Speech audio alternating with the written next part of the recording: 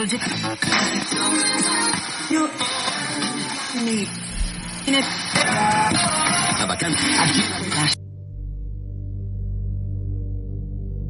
Entre columnas.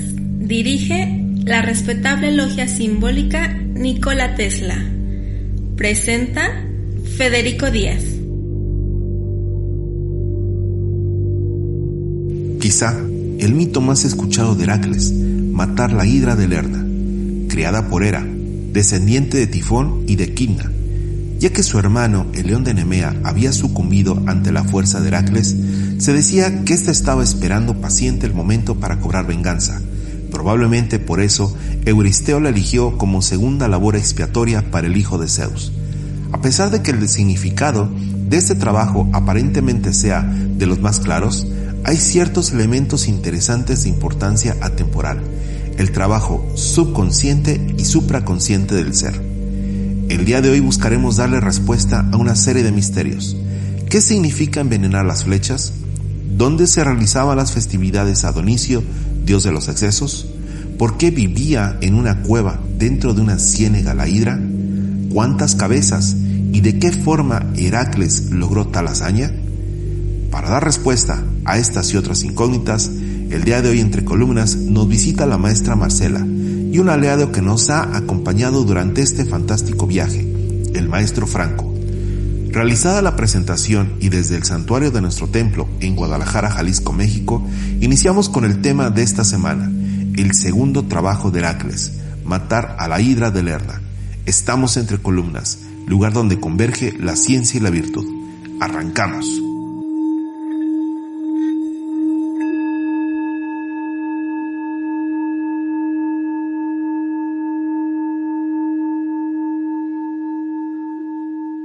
¿Qué tal? ¿Cómo estamos? Bienvenida, Marcela. ¿Qué cuentas? Hola, ¿qué tal? Muchísimas gracias, Federico, por la invitación. Sí. Estoy muy emocionada de venir a platicar un rato con ustedes acerca de un tema que podría decir que podríamos estar muchísimas horas platicando sobre todo lo que podemos encontrar atrás de este trabajo de Hércules. Por fin, ya te habíamos invitado y no se había logrado. Lamentablemente he tenido muchísimo trabajo, agradezco su paciencia y su invitación una vez más y esperemos que sea del agrado de todos. Claro. Franco, bienvenido. Hola, ¿qué tal, Fede? Muchas gracias por seguirme invitando a estas pláticas tan amenas. Claro, a seguir decodificando estos misterios, estas leyendas que, como ya lo habíamos platicado, pues como tal se comparten de boca en boca, y pues quien tenga la verdad absoluta, pues que empiece a publicar, ¿no? La parte que le corresponde. El día de hoy, como ya lo venimos manejando semanas anteriores, nos toca hablar sobre la hidra, que para nosotros y para efectos de la secuencia que estamos llevando, este sería el segundo trabajo de Heracles. Aquí suceden cosas, se empieza a poner más divertido, más entretenido todo. Para empezar, ya nos dimos cuenta que Euristeo, cuando llega Heracles con el león de Nemea, pues se va a las penumbras y desde ahí le encomienda su segundo trabajo. Su segundo trabajo es nuevamente matar. O sea, ya lo había dicho en el primero, es mata al león de Nemea, y ahora dice mata la hidra. ¿Por qué menciono matar? Porque realmente solamente en pocos trabajos son los que dice matar. En otros dice espantar, en otros dice capturar. Ya nada más desde aquí ya nos está diciendo algo, ¿sí? El deshacerte de una circunstancia propia. Y inicia con una frase. Dice el trabajo textualmente, el mito. La luz brilla ahora ante el portal, dijo el maestro. Estamos hablando de Euristeo. Aquí ya otra vez vemos otra situación, que para Hércules, o de acuerdo a este relato, Euristeo era el maestro, aunque también era su verdugo. ¿Sí? En el antiguo Argos hubo una sequía. Amimona suplicó la ayuda de Neptuno, y éste le ordenó que golpeara una roca. Al hacerlo, brotaron 3 corrientes cristalinas, pero prontamente una hidra hizo allí su morada. Al lado del río Amimona está el infectado pantano de Lerna. Lerna, y como lo hemos platicado, es un lugar donde se hacían las festividades a Dionisio, las festividades dionisiacas. Y Dionisio era un dios, digamos, de los excesos. Sí. Pues más que nada del frenesí. De la fiesta. Se opone a Apolo como un dios de orden, de la formalidad, de los procesos de culto, y Dionisio pues es muy asociado también a la bebida alcohólica, a pues frenesí como tal, romper todo el orden. Ahí pues Nietzsche hace una clara distinción entre lo apolíneo y lo dionisíaco. Ahora, dentro de esta fétida ciénega yace la monstruosa hidra. O sea, ya empezamos a arreglar algunos elementos en el cual estamos hablando que es un pantano, una ciénega, está en la profundidad del agua. También, bueno, se encuentra en una cueva, que está en una ciénega. Estamos hablando de emociones al hablar de los líquidos del agua. De líquidos. Sin embargo, al ser ciénega, pues hablaría de cosas más oscuras, más putrefactas, más ruines, en el sentido pues un poco más moral, podríamos hablarlo, de los juicios negativos que la persona tiene hacia sí mismo, sus pecados, por así decirlo. En ese sentido, también desde algunos de los relatos se señala que desde a una muy buena distancia, Hércules ya no podía acercarse por el olor tan fétido que había en ese lugar en donde él iba a encontrar a esta hiedra. Así es. Entonces, bueno, eso habla de unos obstáculos que ni siquiera ha llegado a enfrentar al enemigo y que ya se empieza a topar con otro tipo de bloqueos o de retos, ¿no? De retos que tiene que ir solventando, y eso que todavía no hemos empezado realmente a desbastar o a integrarnos a la parte de cómo poco a poco fue utilizando su inteligencia para abatir a la hiedra. Claro, ya nada más de entrada el mostrar como tal la prueba ya implica un reto. Entonces, ahí se encontraba precisamente la hidra, una criatura que tiene 9 cabezas y donde se menciona que una de ellas es la inmortal. Y le dice al maestro: prepárate a combatir con esta repugnante bestia. No pienses que pueden servirte medios ordinarios. Destruyes una cabeza y 2 crecerán aceleradamente en su lugar. Yo solo puedo darte una palabra de consejo, dijo el maestro. Ascendemos arrodillándonos, vencemos cediendo, ganamos renunciando. Ve, oh hijo de Dios e hijo del hombre, y vence. Así empieza el trabajo. Él se dirige a la ciénega, en Lerna, llega al lugar y, como bien mencionas, no puede entrar a lo que es en sí la ciénega, nada más ve la cueva donde se escondía, y lo primero que hace es lanza flechas. No recibe ninguna respuesta, entonces agarra y les prende fuego a las flechas y las lanza. Yo recuerdo que en el anterior trabajo estábamos hablando que las flechas las podemos darle la interpretación de que son las palabras. Las palabras que estás mandando viajan a través del viento, y nada más que en este caso ya van incendiadas, van con fuego, o sea, son palabras fuertes. Que incitan, que provocan, que algo va a levantar en ese monstruo que se encuentra detrás o adentro de esa cueva, y que no sabemos en dónde está realmente ni cómo está. Sí, dentro de una cueva, dentro de la tierra, las palabras con fuego la molestan y se asoman, ¿no? Sería una especie, un ejercicio como cuando a veces alguien te quiere hacer reaccionar y empieza a provocarte. ¿Podría ser? Podría ser. Yo, en mi particular punto de vista, lo relaciono más a un trabajo interno, más que algo externo, y me gusta más ese simbolismo propiamente. Es esa parte de la ciénaga, esa oscuridad donde habita esta hidra, pues puede hablar mucho del concepto junguiano de la sombra, ¿no? De nuestra sombra, de todos esos problemas no resueltos y que habitan en el inconsciente humano. Y necesitamos, pues ahora sí que ir a ello para trabajar, para hacer este proceso de asimilación. Pero antes de asimilar y hacer este trabajo, pues necesitamos alumbrar, ¿no? Tener primeros vestigios de qué habita nuestro inconsciente. Estas pequeñas pulsiones, estas pequeñas luces, este pequeño fuego, nos daría una noción o incitaría a esa actividad del inconsciente para revelar cuál es nuestra problemática. Yo lo pensaría más como tratar de hacer remembranzas o recuerdos, ¿no? O tal vez un poco de lo que sería la terapia de la psicología analítica cuando uno empieza a narrar tal vez su suceso. Trae un poco de luz, vamos a decirlo, a ese suceso del pasado que pues es el objetivo del análisis, del desarrollo.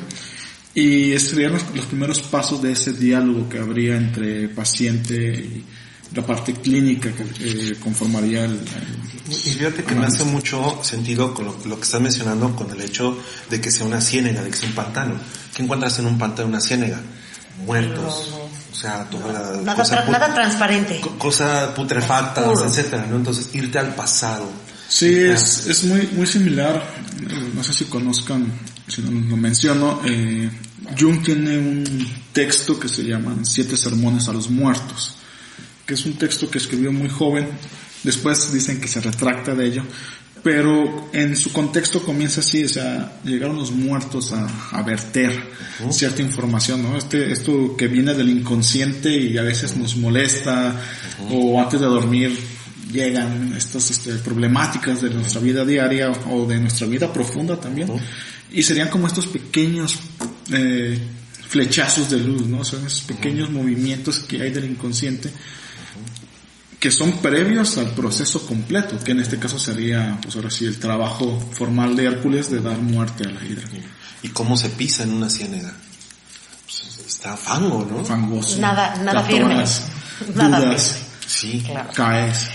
De hecho, en relación a lo mismo que comentaba Franco, este trabajo y estos libros que ha escrito Jung acerca de la sombra, nos habla de los arquetipos. Estos arquetipos, hay muchas personas que desconocen cuáles son y es difícil como identificarlos, y me parece que con estos pequeños destellos de estas lanzas podrían revelarse ciertos arquetipos sin conocerlos profundamente y poder iniciar ahí este análisis hacia el interior. Que eso es complicado porque ¿cómo te puedes imaginar algo que no conoces? Entonces hay que ir buscando estos vestigios, estas pequeñas luces que te puedan dar un camino de lo que realmente vas a ir a buscar allá. Fíjate qué interesante lo que estás mencionando, porque al final del día la hidra está en una cueva, o sea, el verdadero enemigo se esconde, está oculto. Pues también puede ser como todas estas frases también griegas de conócete a ti mismo, ¿no? Y que para ello pues está el concepto del vitriol, el ir a la parte, descender a esa parte oscura, a las entrañas de la tierra, para conocer la verdad.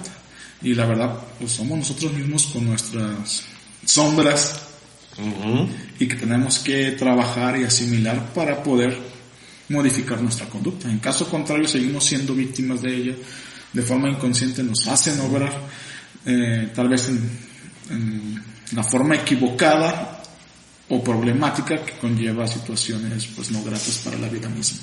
Claro, y esto también me viene a recordar el gobierno que muchas veces no tenemos en el interior. Entonces, a la hora que no hay un gobierno, algunas situaciones gobiernan a cosas que pueden ser más benéficas, porque lamentablemente las cosas que son negativas son más fáciles, emanan más rápido, emergen más rápido, lo tenemos a flor de piel, es más fácil caer en estas provocaciones o en estos patrones, a pensar en por qué sucede esto o por qué reacciona de tal forma. Y en este gobierno, si realmente nos conociéramos, tendríamos estas jerarquías y estos altos y estas alertas antes de caer en estos 9 representaciones de la hiedra y sus 9 cabezas, ¿no? Sí. Aunque bueno, en algunos textos también mencionan, como platicábamos fuera de micrófonos, que algunos dicen que son 1000, otros mencionan que son 7. Sin embargo, al final de cuentas, el simbolismo de que cortas una cabeza y le salen 2, porque inmediatamente lo que hace Hércules es que se empieza a enfrentar a ella y toma su espada y se da cuenta de ello. Cortaba una cabeza, y por cierto, en este trabajo lo acompaña su primo Iolao. Cuando cortaba una cabeza, Iolao corría y buscaba quemarlas. Y también buscaba cauterizar las heridas para que no volviera a crecer. Sin embargo, seguía creciendo. De hecho, cuando se empieza a dar esta situación, se menciona que Hera envía un cangrejo gigante para que se enfrente también a Hércules. Entonces ya lo tenían entre dos luchando, Hércules y el cangrejo, a lo cual le ayuda a su amigo, su sobrino, Iolao, y es quien mata al cangrejo. Y bueno, por esta razón de que muere el cangrejo de una forma, digamos, heroica, se convierte en la constelación. En una constelación, ahí es donde nace. Sin embargo, Hércules no podía con ello. Y se acuerda de una frase que le dice el maestro, que como la mencionamos, ¿no? Primero, arrodíllate. Solo puedes dar un consejo. Ascendemos arrodillándonos.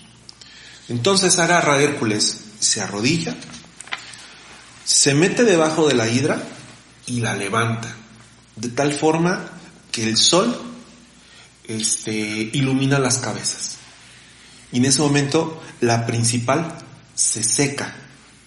Y cuando se seca empieza ahora sí a morir la hidra. ¿Qué significación podría tener esto? Pues bueno, vamos por partes, porque aquí sí. Es una parte, pues ahora sí que casi completa del relato. Uh-huh. Retomando el concepto de la hidra y estas múltiples cabezas, ya sea 9, ya sea 1000, una cosa importante es este hecho que una es inmortal y las demás se regeneran, ¿no? Uh-huh. Esto yo lo relaciono mucho en el concepto de los vicios. Voy a tomar uno como ejemplo, es la mentira. Uh-huh. En la mentira también encontramos que cuando mentimos y nos cachan, pues tenemos que inventar más mentiras, ¿no? Para seguir sosteniendo ese argumento. Para mí muchas de nuestras problemáticas llegan a este punto porque nos mentimos a nosotros mismos. En lugar de aceptar los hechos, las consecuencias a nuestras acciones y conductas, tendemos a engañarnos, a mentirnos, y por consiguiente tenemos que crear pues nuevos argumentos alrededor que sostienen eso. El concepto del autoengaño es aquí una parte de la problemática y sobre todo lo que se enfrenta a una persona cuando tiene que hacer análisis interno, ¿no? Vienen las justificaciones, vienen las victimizaciones y todo ello pues estorban al trabajo de verdaderamente de encontrar la raíz de este problema, argumento sobre lo cual quiero hacer mi proceso y simplemente termino ocultándola cada vez más y más y más. Entonces la humildad aquí sería esta vez este argumento simbólico que le dan a Hércules de arrodillarse, de ceder, porque al final de cuentas tenemos que aceptar, somos nosotros mismos los que pues cometimos la falta y tenemos que aceptar que somos culpables. O en el caso de ser una víctima, pues que tenemos que hacer un trabajo con el suceso. No puedo quedarme en la circunstancia de víctima. Entonces este paso de humildad es propio para poder llegar hasta la raíz del problema, que sería básicamente a la base de la hidra, y poderla elevar hacia la luz. En este caso hablaría del concepto de conciencia. Hacerlo consciente. Y en masonería la luz significa, pues está muy relacionado con eso, la verdad, la sabiduría, la conciencia.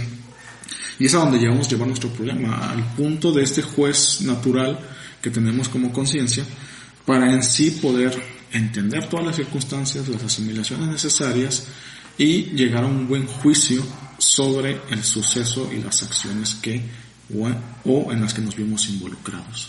Entonces, Marcela, esto de poderse meter o enfrentar esas cuestiones oscuras que todos tenemos, ¿por qué cuesta tanto trabajo? Mira, yo creo que lo más difícil al ser humano es reconocer esas cosas que no son virtuosas en uno y que hay que trabajar, pero es mejor tapar que trabajarlas y asumirlas. Yo creo que eso es una salida, por lo cual entiendo que hay cosas que se desarrollan en los seres humanos en este andar, ¿no? Del pensamiento que no para y sigue construyendo.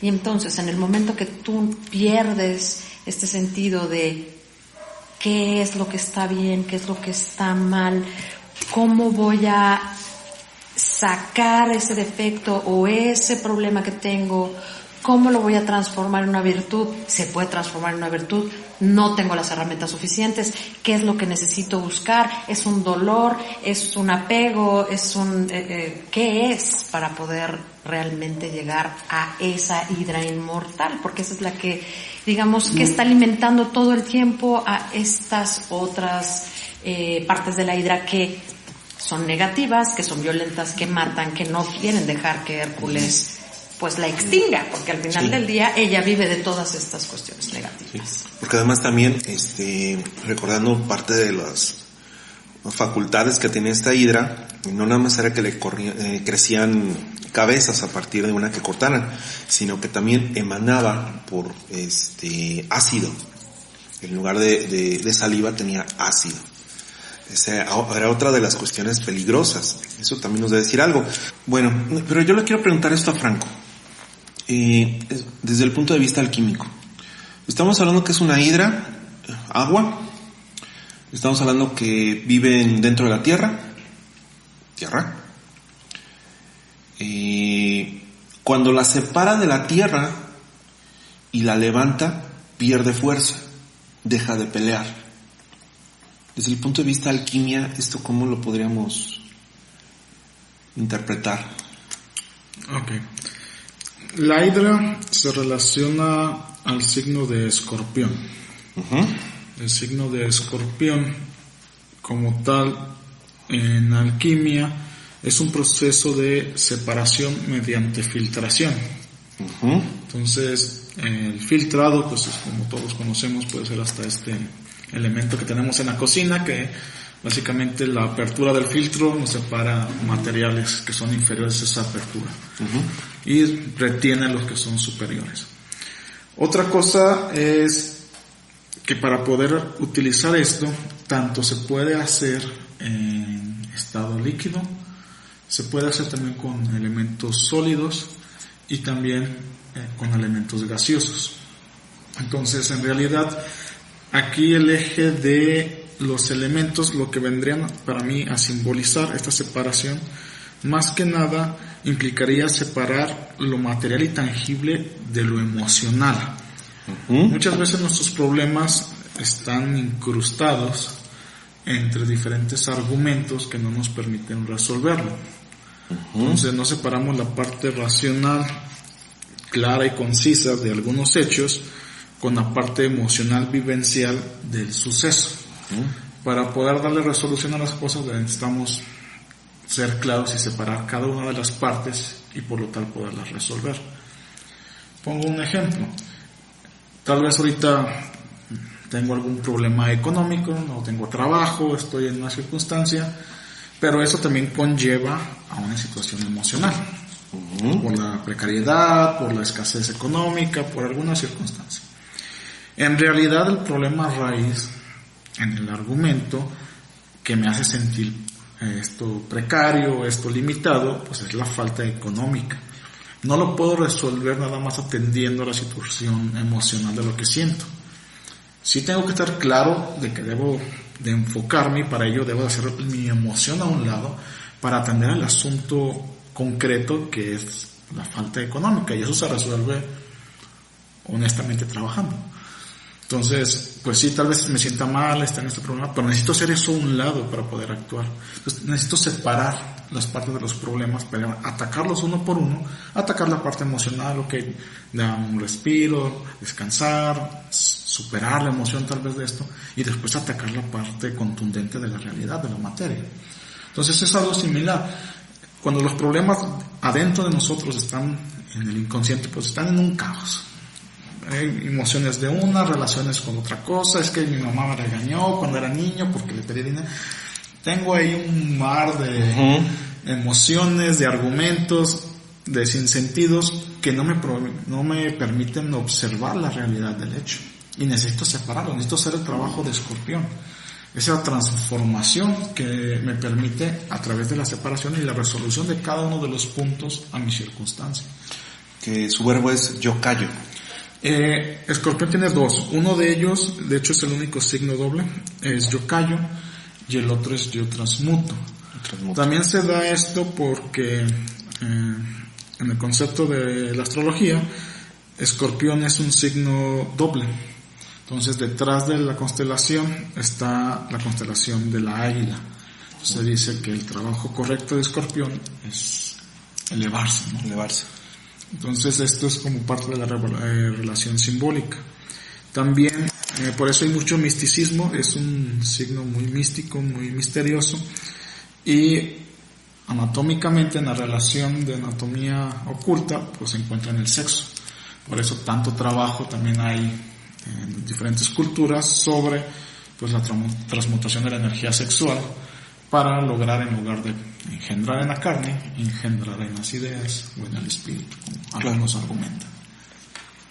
Entonces, toma la hidra, la levanta, una de las cabezas se seca, y es cuando aprovecha Hércules y la baja, y ahora sí empieza a cortar cabezas. O sea, ya que encontramos la principal, la que realmente le da fuerza a todo lo demás, es cuando realmente puede empezar a eliminar a las demás cabezas de la hidra.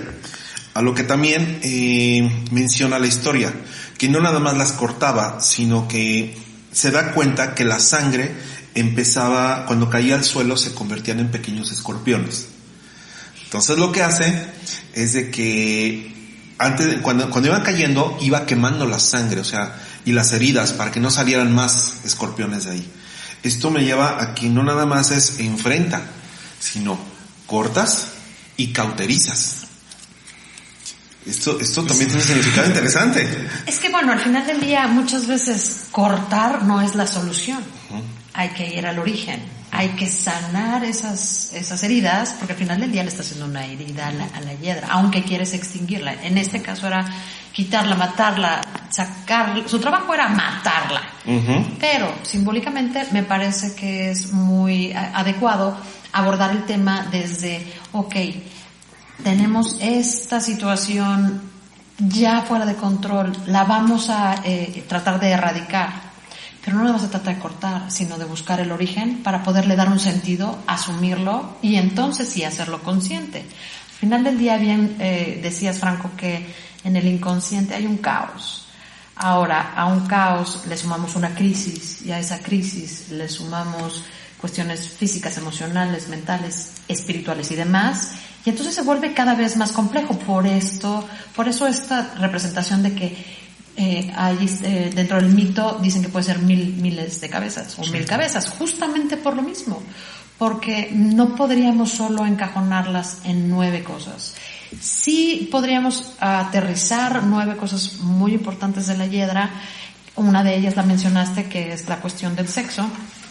Otra es la crueldad. Otra es el orgullo. Otra es la comodidad, el dinero, el miedo, la separatividad, el deseo de poder y el odio. Me dijiste que todas esas cosas, cualquiera de ellas solita, tiene cuántas variantes dentro de su género. Entonces, hace mucho sentido cuando los autores dicen, no son 9, pueden ser miles o millones, porque al final del día cada quien tiene una perspectiva, una historia, cómo fue integrando a su hiedra, ¿no? Entonces, pues habrá hiedras muy sofisticadas y había hiedras un poquito más gobernadas. ¿Cuál es el punto aquí? ¿Cómo vamos a abordar desde la inteligencia y desde el simbolismo de Hércules? ¿Por qué nos dice al principio que nos arrodillemos?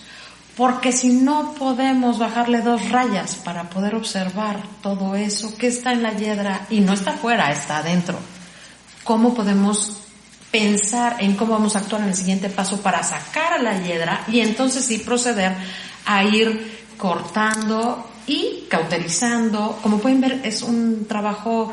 Es un ciclo. Es un ciclo y aparte es grande. El trabajo que se tiene que realizar ahora sí que en este trabajo en particular, es sumamente minucioso. Y tienes que cuidarte de 1, de 2, de 3, de 4 cositas que van a seguir regresando a...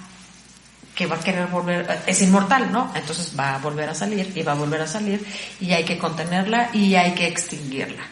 Por eso en la historia cuentan que la hiedra inmortal estaba debajo de una piedra. Porque para que ya definitivamente pudiera algo contenerla, ¿no? Ya había hecho demasiado daño, no quedaba claro si sí o no va a morir. Lo que sí sabemos es que ahí está presente todo el tiempo. Sí está debajo de una piedra, sí puede estar contenida, pero en cualquier momento puede regresar a su forma natural o original. ¿Quieres compartirnos algo? Sí, para mí esta parte del relato podría encuadrarse mucho. No es el argumento contemporáneo como tal, pero en su momento fue un argumento de mucho peso. Y me refiero al psicoanálisis. Uh-huh. Para Freud, el argumento de mucho de la problemática pues viene de la pulsión sexual. Sí. Y en este caso la hidra es un claro simbolismo arquetípico de ello. Reproducción. Tanto psicoanálisis como en psicología analítica, para mí este trabajo de la hidra como que tiene mucho de la similitud del proceso. Son procesos largos, son procesos muy tediosos y como dices, cortas algo y algo sale, uh-huh. Y de los malos descuidos escorpiones salen. Uh-huh. Sí, son procesos muy largos. A mi particular punto de vista, psicología analítica es muy rica en eso también, en el desarrollo simbólico y en la conclusión del problema, porque al final igual que Hércules, debe llegar a la raíz de la hidra. Tal vez para nuestros tiempos acarreados, nuestros tiempos apresurados en la modernidad, son difíciles, complejos, uh-huh. Pero en realidad hacen una descripción muy arquetípica del inconsciente, de todas esas energías que hay en el ser, que no solo están en la mente, sino en todo nuestro organismo, y que causan un desastre a toda nuestra vida por no tener la atención que pues los problemas del día a día nos dejan llevar. Pero a mí me encanta mucho el simbolismo que tiene esto en relación a esos trabajos. Pues como es bien sabido, todas estas raíces de la psicología pues tienen su base en los mitos griegos. Y es esa parte, ¿no? Que los griegos pusieron ahí pues todo su entendimiento de la moral humana, de las problemáticas humanas, y como lo mencionaba alguna vez, la forma de compartirlo en esos tiempos pues era a través de los mitos, de estos relatos. Sí. Era como se inculcaba y se educaba a la sociedad, ¿no? Y ahí dejaban enseñanzas muy en el fondo, igual como tal vez Disney en su tiempo lo hizo con uh-huh. Todas las películas, las producciones que hicieron para darles ciertas nociones y valores a los niños. El caminante, un viaje al pasado.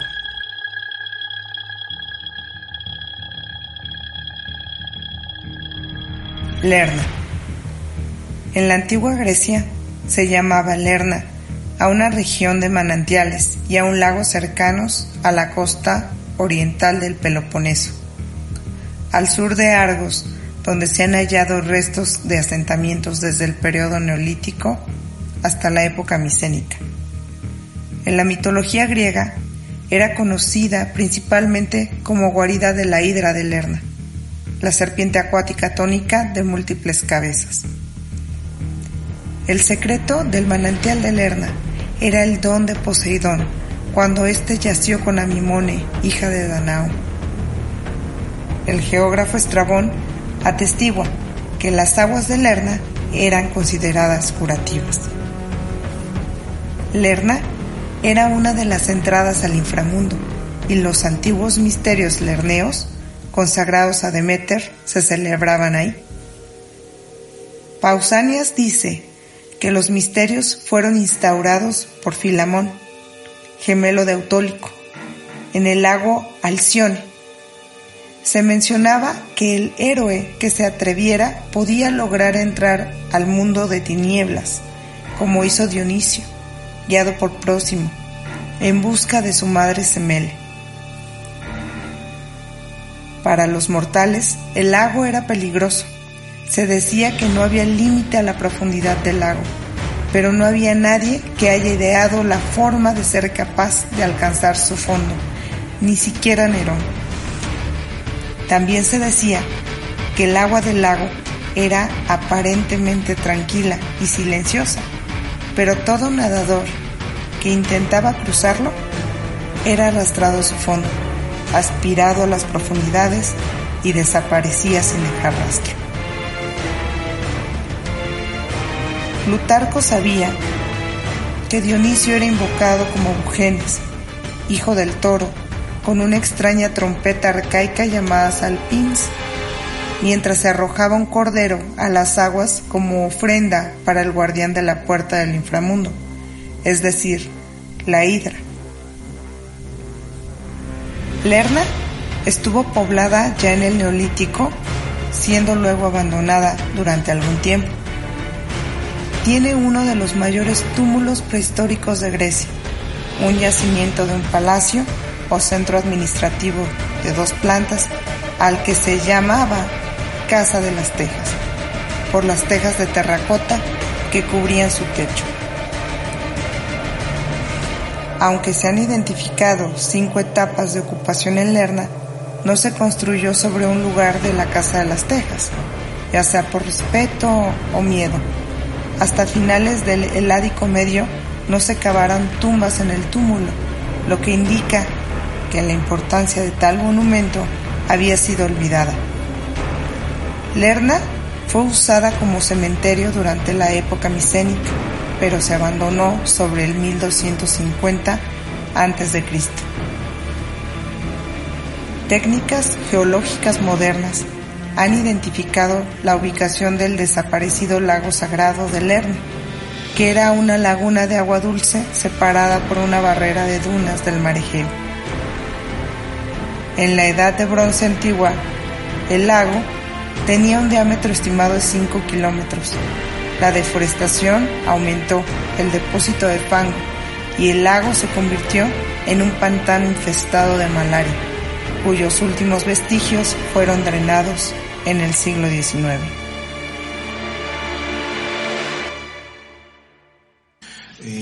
Comparándolo con el primer trabajo sobre el león de Nemea, donde es fuerza pura, lo ahorca, es fuerza pura. En este caso, pues se enfrenta por medio de la fuerza. De hecho, la hidra se le enreda entre los pies, le corta cabezas, busca a toda costa vencerla, hasta que se acuerda de hincarse y levantarla a la luz, que eso representó un menor esfuerzo comparado con el que estaba haciendo. O sea que muchas veces la solución está al alcance de las manos y como yo lo estoy interpretando, por falta de honestidad, de humildad, de reconocer que no es menor esfuerzo, se puede llegar más rápido a solucionar algunos problemas, como en este caso mostrar esas desviaciones de ese inconsciente, sacarlos a la luz para realmente verlos como son y a partir de ahí poder trabajar con ellos. Es que yo creo que aquí entra una parte importante, que es a la hora que separas la emoción del acontecimiento y entonces puede caber este espacio para que la inteligencia sume, entonces pudo hacerse como un paso hacia atrás para poder tener otra perspectiva y utilizar otras herramientas que ya tiene. O sea, ya traía la herramienta de la fuerza, ahora suma la de la humildad y suma la de la inteligencia. Y entonces con este mix lo que va haciendo es justamente lo que en trabajos nosotros insistimos, ¿qué nos sirve tener tanto conocimiento si nosotros no lo podemos llevar a la práctica a través de un solo símbolo?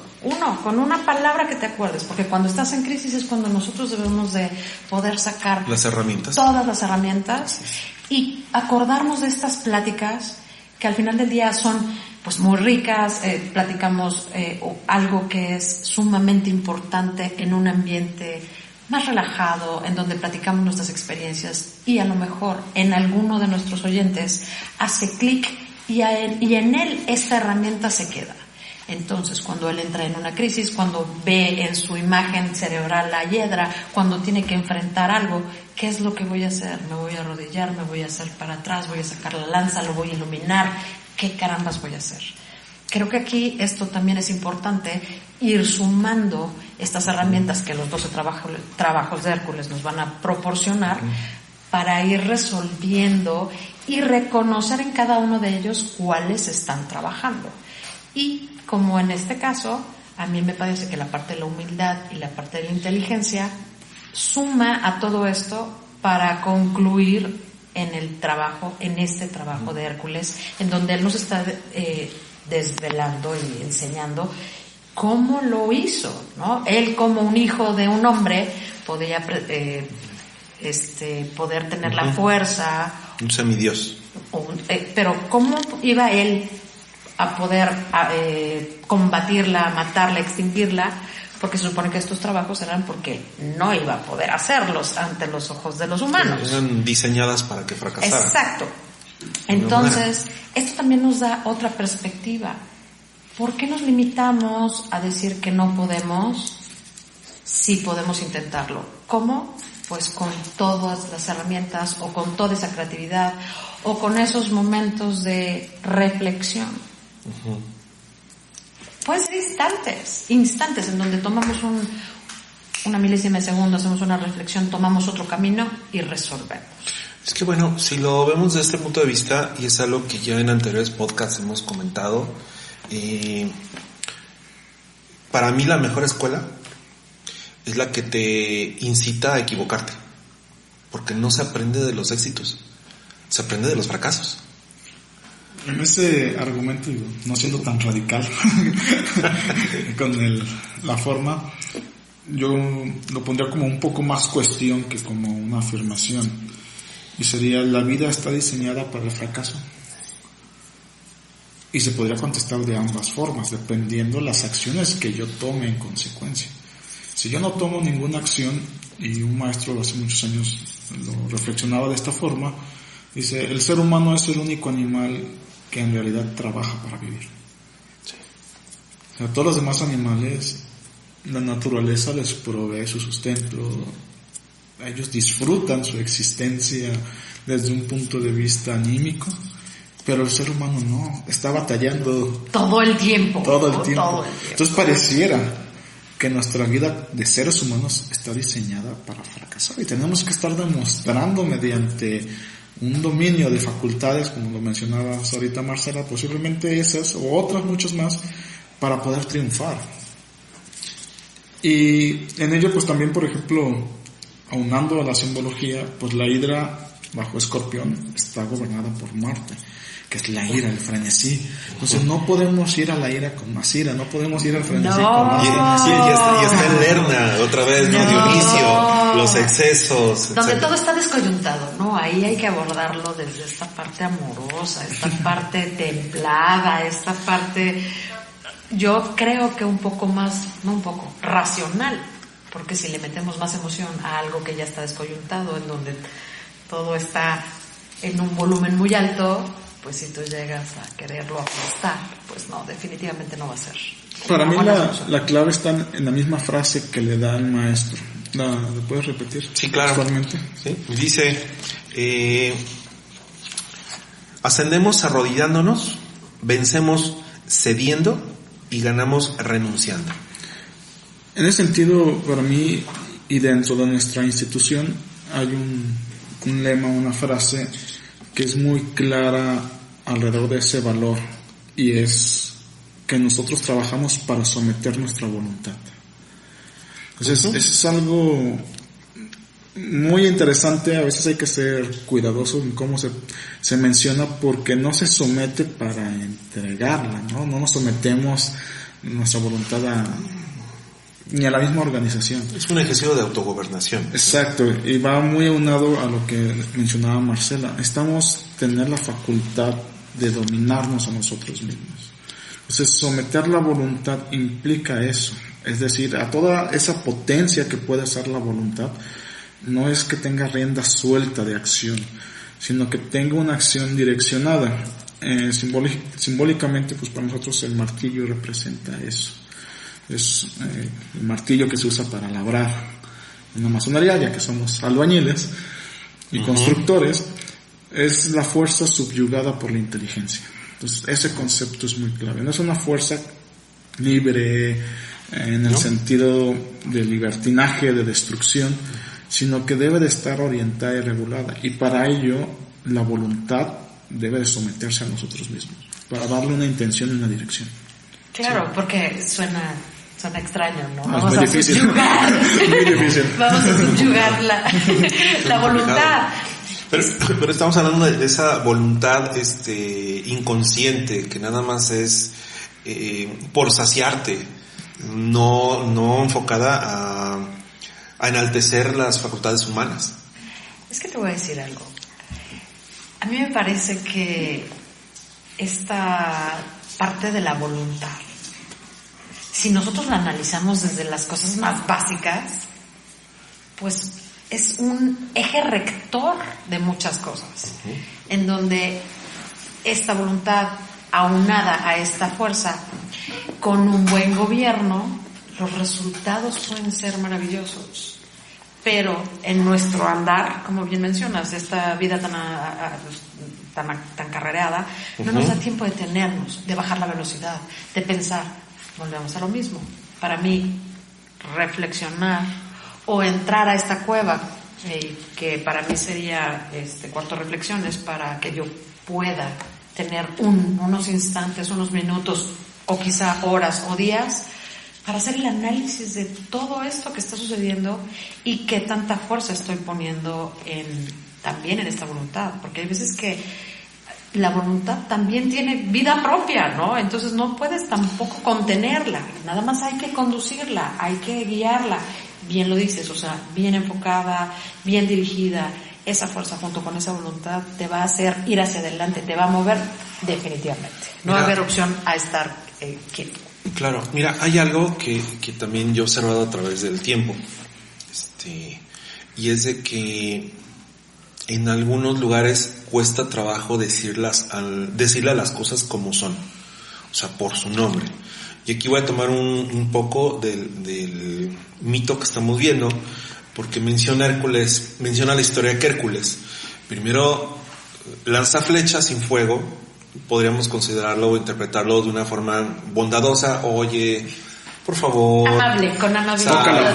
Toca la puerta, no seas tonta, mira que te va a doler. Y después son flechas incendiadas, o sea, son con fuego, con fuerza, a quemar, ¿sí? Entonces, yo aquí lo interpreto que en ocasiones queremos esconder a través de palabras bondadosas, palabras lindas, como en la modernidad, ¿no? Viendo tus áreas de oportunidad, ¿verdad? Tus áreas de lenguaje de desarrollo, el áreas de oportunidad, incluyente y amoroso, y amoroso, porque ahora con estas nuevas generaciones que no son ¿no? tolerantes, están destruyendo una gran parte de voluntad ideal, de lo precioso de nuestro lenguaje, porque a ver, eres inútil para hacer esto. Sí, no te está diciendo que seas inútil para todo, pero no sirves para hacer esto, y tienes una de dos: o te escondes, o mejor lo sacas, aceptas que no sabes, y entonces ya tienes el primer paso para aprender. Es que este ejemplo es padrísimo, ¿por qué? Porque hay que sacar, o sea, hay que sacar la hiedra, hay que ver de qué tema estamos hablando, porque esto pasa colectivamente. O sea, tú le dijiste para esto, pero no escucho más que inútil. Así es. Entonces esto se convierte en Me está marabunta agrediendo, No, ya, vete tú a saber todas las cosas que tengan el inconsciente que se agarran una de otra y entonces se vienen como gorda en tobogán. ¿No? Vámonos todas para afuera. Yo lo llamo mediocridad del lenguaje. Mediocridad del lenguaje también. Y tiene argumentos de adjetivos diminutivos. Ajá. Porque hay agresiones que es una agresión Pasivas. y después le dan connotaciones de una microagresión.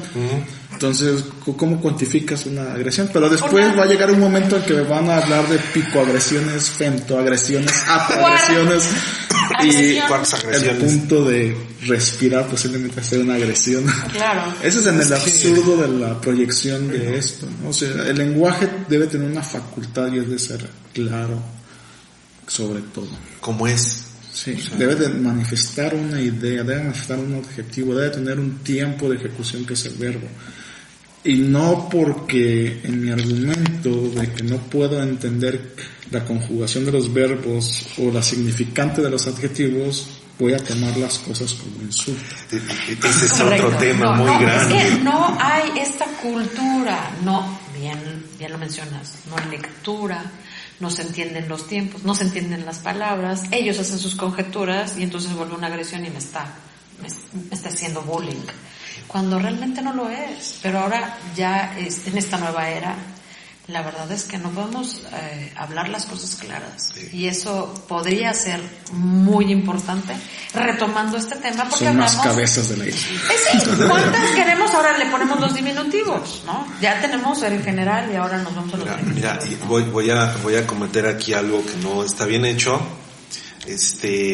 Voy a meter un tema de cultura nórdica, porque estamos hablando de cultura griega, un pequeño paréntesis, porque Zeus, él buscaba a toda costa, a diferencia de otras mitos, el conocimiento. Ya me confundí. No es Zeus, el Odín buscaba el conocimiento a toda costa. Entonces él bebe de una vasija que era de conocimiento, pero bebe demasiado y se convierte en águila y sale volando y lo van correteando. Y él agarra y en su desesperación escupe de esa agua y cae en los hombres. Y ahí es donde nacen las artes, donde nace la escritura, todas las artes, la música, etcétera. Entonces, un rasgo de personas con criterio, que saben resolver este tipo de temáticas, que se involucran en este tipo de circunstancias, son aquellas que fomentan un conocimiento, ¿sí? No como porque ya ves que a Franco le gusta el reggaetón. Sí, ya lo escuché hace un rato. Alguna vez me lo dijo. Cierro el paréntesis porque estamos hablando de Hércules en este caso. Sin embargo, ¿por qué lo saco? Porque al final del día, esta cultura contemporánea, lo que nos ha ido dejando es irnos a la regla del mínimo esfuerzo. No digo que no exista, pero es menos común que un joven levante un libro, pues mejor pongo el YouTube y veo a ver qué dicen de. El adjetivo es pusilánime y mediocre. Y pusilánime es de falta de carácter. Antes de que piensan que estoy insultando. Así es.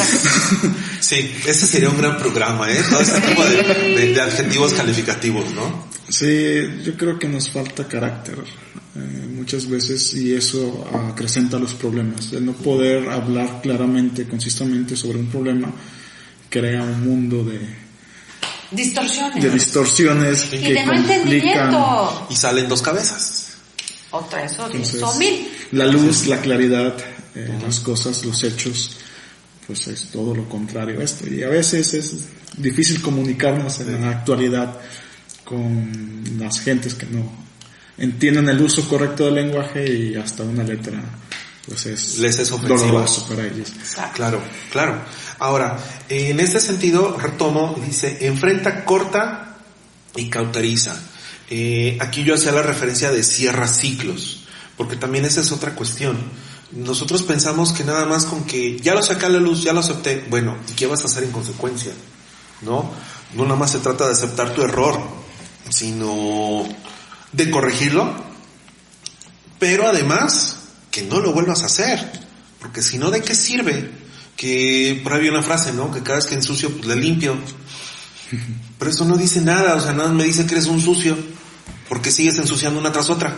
¿Cuándo vas a aprender a dejar de ensuciar? Es que vamos a regresar al mismo tema. ¿Dónde está la voluntad? Ya, lo viste, lo corregiste. Ahora, cada vez... porque aparte hay que hacerlo consciente. Sí. Ese es yo creo que también uno de los grandes problemas que tenemos yo como humano, es que si no vivo aquí en la hora y no estoy consciente de lo que te estoy platicando, lo que estoy trabajando, lo que estoy sintiendo, ¿cómo me voy a acordar o cómo voy a gobernarme si estoy pensando en 700 cosas a la vez? Entonces, a la hora que lo hago consciente y hago un trabajo y se repite una y otra vez, porque se tiene que entrenar al cerebro, así como se entrenó para hacer malas prácticas, se entrena el cerebro para hacer buenas prácticas y erradicar eso que dañó a tu ser, ¿no? O a tu interno. Sí, y también suele pasar que mientras en estos menesteres, que mientras más alto es el grado, más trabajo cuesta mostrar a la hidra. Hay más cabezas. Hay más cabezas. Bueno, al final del día ya... Y se justifican más cosas. Ya comenzó el viaje hacia el interior, entonces pues tenemos muchísimo más conocimiento de nuestra estructura. Sí, porque también a nivel, ya ciertos grados solemos hacer que el que está empezando reconozca, el que va más o menos caminando, no, es que tienes que enfocarte, etcétera. ¿Y mi trabajo dónde quedó? ¿Y dónde está tu ejemplo y tu trabajo? Porque más allá de trabajar para dar ejemplo, es ¿dónde está tu espejo? O sea, ¿no te has dado cuenta? Es que... Sí, en ese sentido, y voy a retomar un poco la frase que mencionabas, cerrar ciclos. Yo creo que eso no sucede. Los ciclos no se cierran. Y haciendo énfasis, uno se tiene que tener por dichoso hasta que muere. Es decir, ese es el fin del ciclo en realidad. Todo lo demás son procesos, son vivencias, son hechos, son asimilaciones que tenemos que estar enfrentando con las herramientas que tenemos, y a veces ofuscados por las herramientas que tenemos. Voy a apuntar un poquito esto de los ciclos. Yo creo que sí, ese es el gran ciclo, pero todo esto es fractal. Y todo tiene un ciclo, chico, mediano y grande. Porque, bueno, lo ponemos rápido en la vida, en el ciclo de una hormiga, en el ciclo de una mosca, y en el ciclo de un perro, y en el ciclo de un mono, y en el ciclo de un humano. Todos tienen diferentes ciclos, y esos ciclos están dentro del gran ciclo de la vida.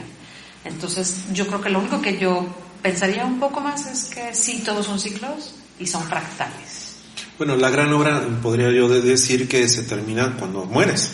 Ahí te puedes dar cuenta, se acabó tu ciclo aquí. Sí. Pero dentro de ese ciclo, yo como lo estoy escuchando, hay pequeñas metas o pequeños espacios donde tú también vas midiendo si vas logrando ese avance o no estás avanzando en nada. Sí, la recapitulación como tal, ese suceso de conciencia existe. El hecho es que nuestra vida es una. Claro. El argumento. Claro. No con ello quiere decir que no tengamos periodos de reflexión, de retrospección, que son muy sanos, los hacemos, o deberíamos hacerlos todas las noches, claro, sobre el día a día, pero el trabajo de la existencia del ser, como tal, y su trascendencia es un solo ciclo. Estoy totalmente de acuerdo en ese gran ciclo.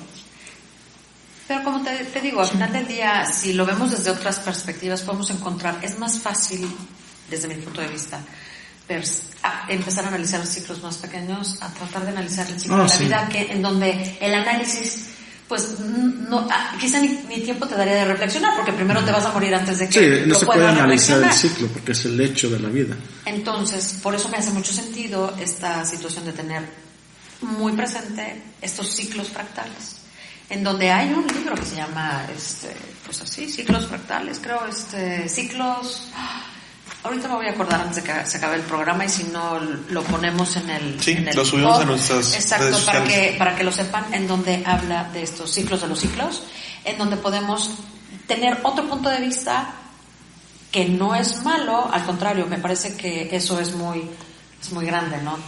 Tu perspectiva del ciclo, pues sí está muy padre, pero a mí no me daría tiempo, y yo creo que como no sé cuándo me voy a morir, desgraciadamente, entonces me quedaría como inconclusa, como no poder hacer estos análisis de este ciclo.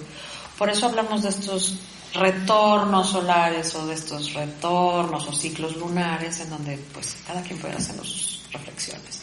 Y eso lo sumamos a los años y entonces podemos ir construyendo este gran ciclo y que nos pudiera dar pues esa claridad de qué estamos haciendo, si estamos avanzando, no lo estamos avanzando, hicimos algo, no hicimos nada. También hay veces que no se puede hacer nada, ¿no? Este año pasado muchos estuvimos muy guardados por la misma pandemia, y a lo que nos dedicamos pues nos hizo encerrarnos, ¿no?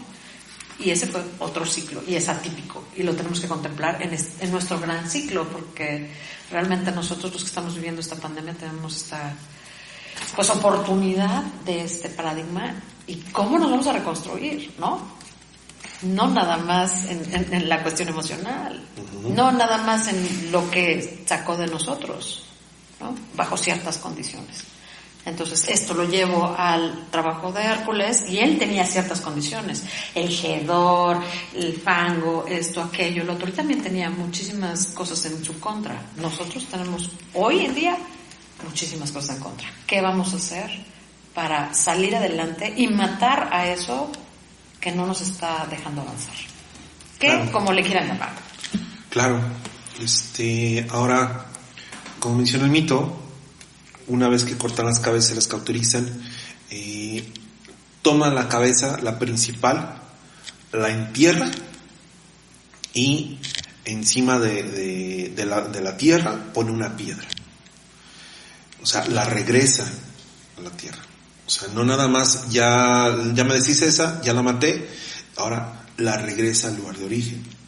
Podríamos decir que es una manera también de hacer esa introspección después del trabajo realizado, que vaya y que permea al inconsciente. O sea, al final de cuentas es una sepultura. El concepto y como tal de colocar la piedra es una sepultura. Finito, se acaba. O sea, sí es una terminación, sin embargo dejo evidencia de qué terminó y dónde está. O sea, hago consciente el hecho de mi trabajo. En ese concepto, pues las historias de poder es un argumento que se utiliza mucho para poder, uno, aprender del pasado y dos, tener argumentos para nuestra voluntad. Lo mencionaba en el pasado, si yo pude hacer esto, ¿por qué no podría hacer esto? ¿No? Es un argumento que solemos utilizar. Nos sorprende cuando las cosas son nuevas, cuando no tenemos algo en el pasado que ni por analogía sea similar, y eso nos abruma. Entonces, la conclusión de ese trabajo llevaría uno a sepultar, cimentar el hecho, dejar una piedra base sobre la cual mi trabajo fue hecho y argumentado. Sí, dejar el precedente, eso es muy importante, porque cómo vamos a recordar al paso de los años o de los siglos lo que sucedió. Justamente nosotros eso es lo que estamos haciendo, estas remembranzas de estos mitos, de estas historias que a través de la historia y del tiempo nos han dejado toda esta simbología y todos estos ejemplos de cómo lo veían, cómo lo trabajaban, cómo lo entendían, y ellos ya lo recorrieron. Nosotros lo que tenemos que hacer es nada más hacerlo consciente, tener el tiempo para trabajarlo y comprometernos para hacer un trabajo personal. Sí, el yo y el ego se crean a partir de objetivos categóricos. Yo soy esto, yo he visto así, yo tengo estas facultades, y esos son hechos de nuestro pasado. Así es. Entonces, una vez que termina el trabajo Hércules, aquí hace algo también muy interesante que le va a servir en los próximos trabajos, y es de que al darse cuenta de la sangre de la hidra, que al tener contacto con la tierra se convertía en escorpiones, también nota que es venenosa. Entonces agarra las flechas, las empapa con la misma sangre y las guarda.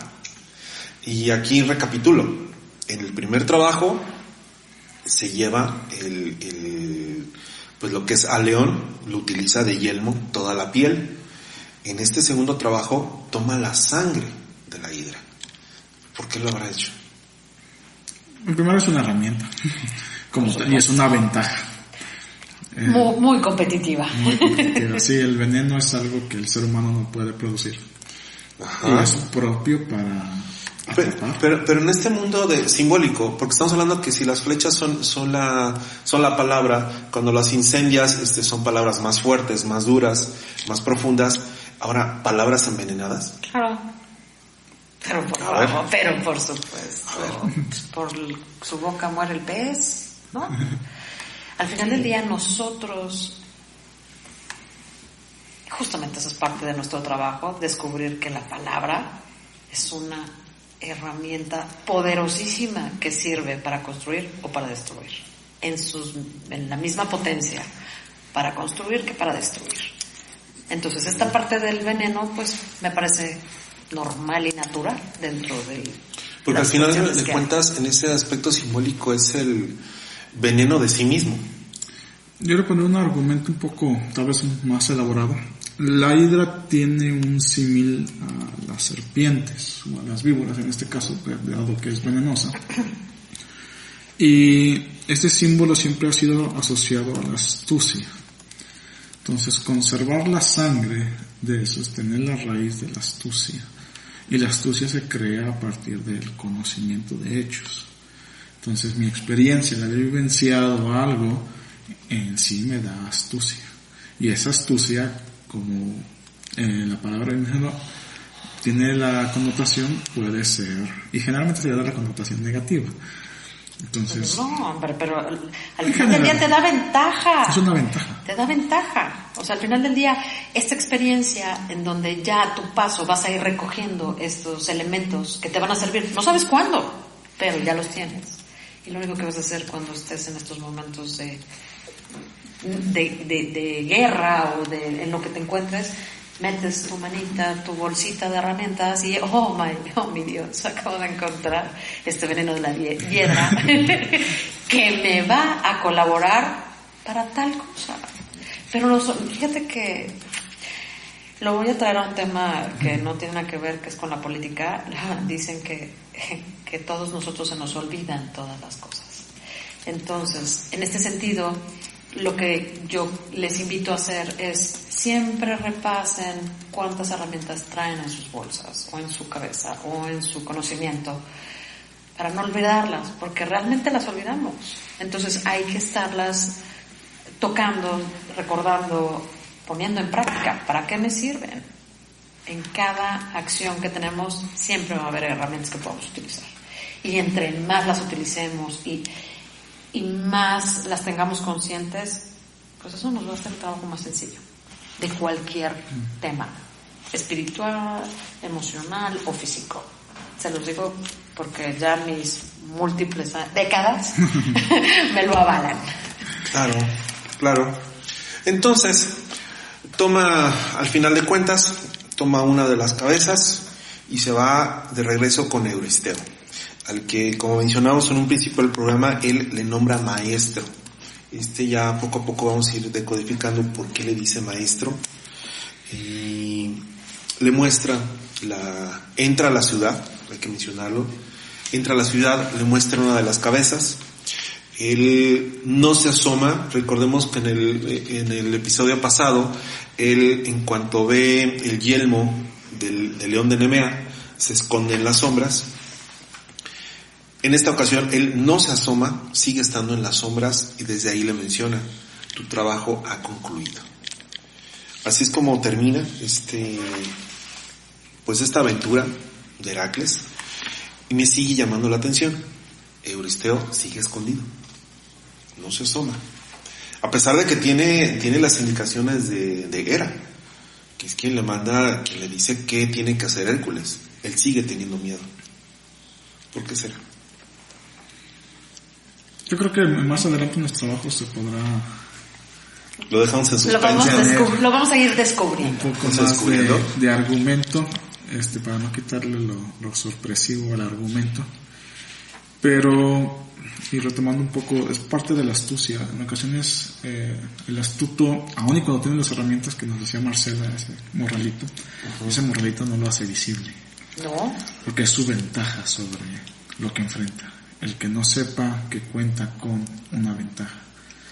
Y la astucia se crea, y también como lo decía Marcela, con los años. Desgraciadamente el diablo sabe más por viejo que por diablo. diablo. Sí. Bien, pues así culminamos este programa. No sé si quieran darnos un comentario, un último frase, alguna última recomendación, sugerencia. Bueno, antes que nada quiero agradecer la plaza que se me otorgó para estar con ustedes. Ha sido muy agradable, muchísimas gracias. Espero que los oyentes sea de su agrado y esperamos sus comentarios y retroalimentación, que es muy importante para que nosotros podamos construir también desde otras ideas en los próximos programas para poder abordar los temas desde otro pensamiento. Muchísimas gracias, Federico. Gracias, Franco. Marcela, muchas gracias por estar con nosotros. Franco. Pues muchas gracias de nuevo, Federico, por la invitación a estas pláticas tan amenas hoy que compartimos con Marcela. Gracias. Por cierto, nos sirvieron un pastel riquísimo. Tú no quisiste, Marcela. No, eso es veneno. Yo no puedo. Gracias. Dice, el diablo sabe más por viejo. Es correcto.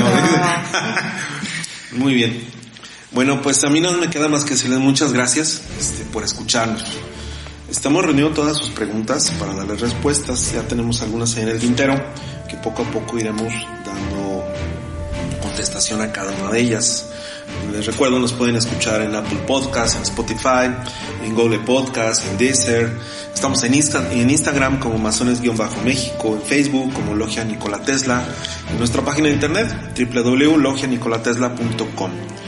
El próximo programa que tenemos ya listo será la captura de la sierva de Cirinea. Les recordamos, este espacio, al igual que los mitos que estamos decodificando, existe gracias a ustedes, gracias a que lo comparten y comentan. Nuevamente, gracias por escucharnos y estamos entre columnas, lugar donde converge la ciencia y la virtud. Hasta pronto.